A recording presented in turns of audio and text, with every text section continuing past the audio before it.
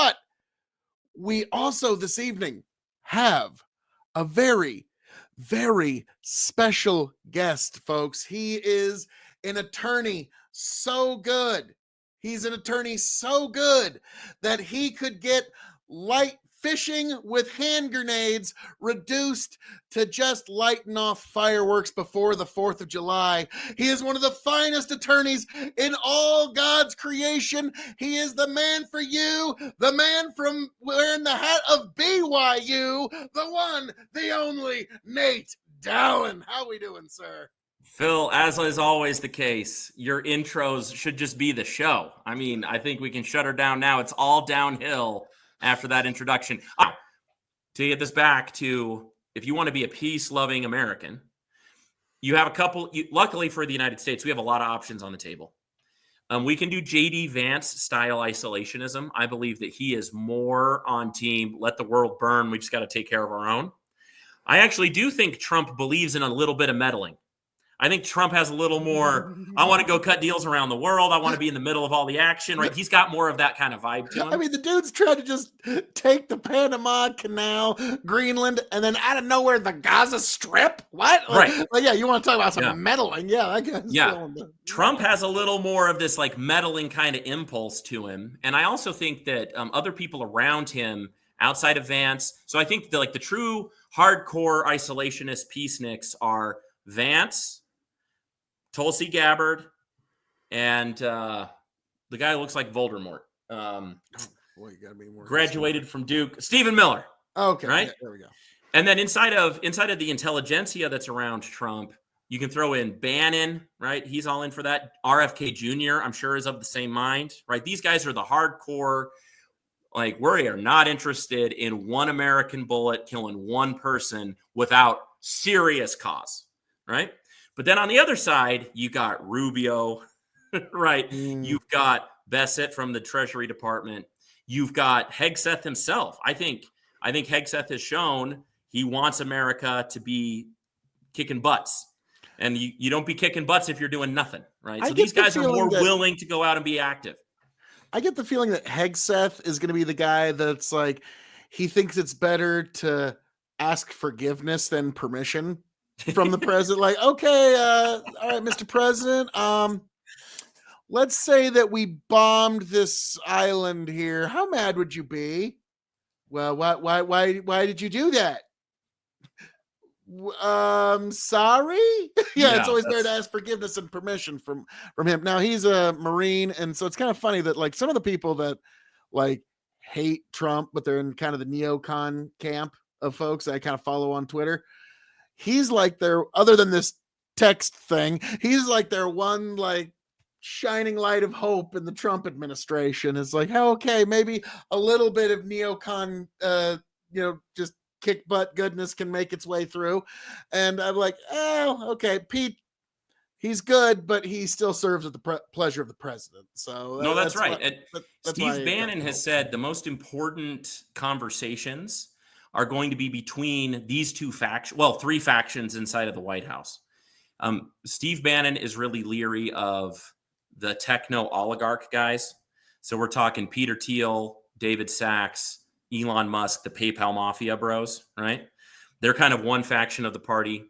And then there's still the militarily active in the world wing of the party. And then there's the true peace-loving wing of the party, right?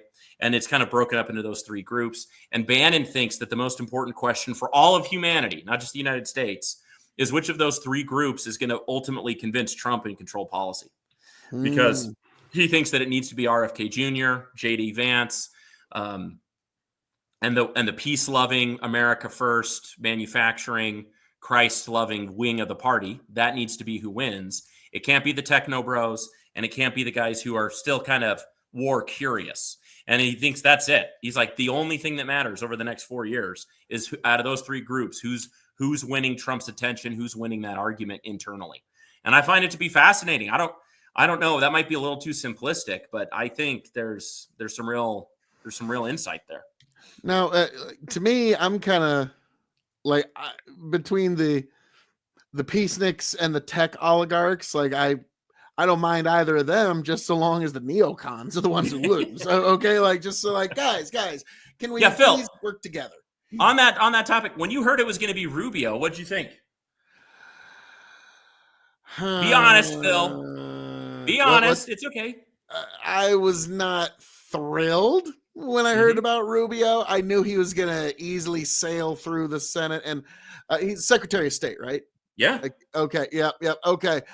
When I was running for president, I realized that in order to be elected and allowed to keep my office, I was going to have to nominate the equivalent of Dick Cheney's floating brain in a jar at either the head of the DOD or the Secretary of State office. And so Marco Rubio is the fresh young face of Dick Cheney's floating brain in a jar. So I was like, okay, Trump, in order to not get assassinated, winky face, had to basically make it, you'll notice the bullets stopped flying at him after that, shortly thereafter. So Marco Rubio was his olive branch to the establishment, the necessary poison in the administration. Yep.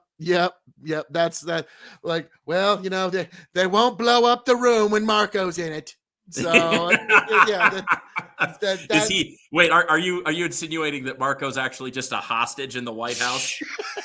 I'm insinuating nothing of the kind, sir.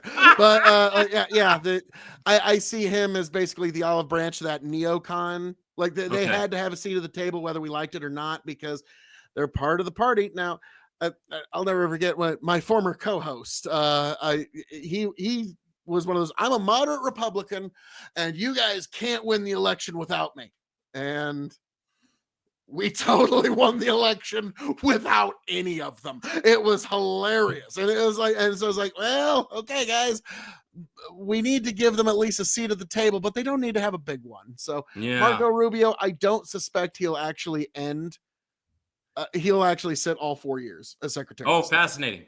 Like, I think he's gonna find some hole to plug himself in somewhere in politics, or he's gonna quit 3 years in and gear up for his own run for president or whatever. So he's transparently ambitious, to be frank. Like, God love Marco Rubio, but it's not hard to see his ambition is to be sitting in Trump's chair eventually.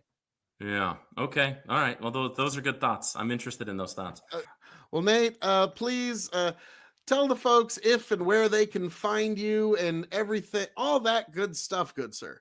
You can find me on Phil K.O.E. coming to you soon. I'm also on Twitter at @ Nathan Dallon.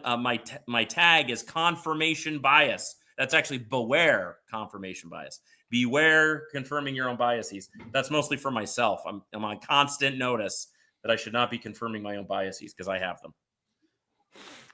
Well, Nate, again, thank you, good sir, for swinging by. Folks, always remember, he is the finest attorney in all immigrationness. If basically he could find a way to get a Martian his citizenship late tonight or early tomorrow morning. That's how good he is. The one, the only Nate Dallon. Thank you, sir. Thank you. Thank you, Phil. Love you. God bless.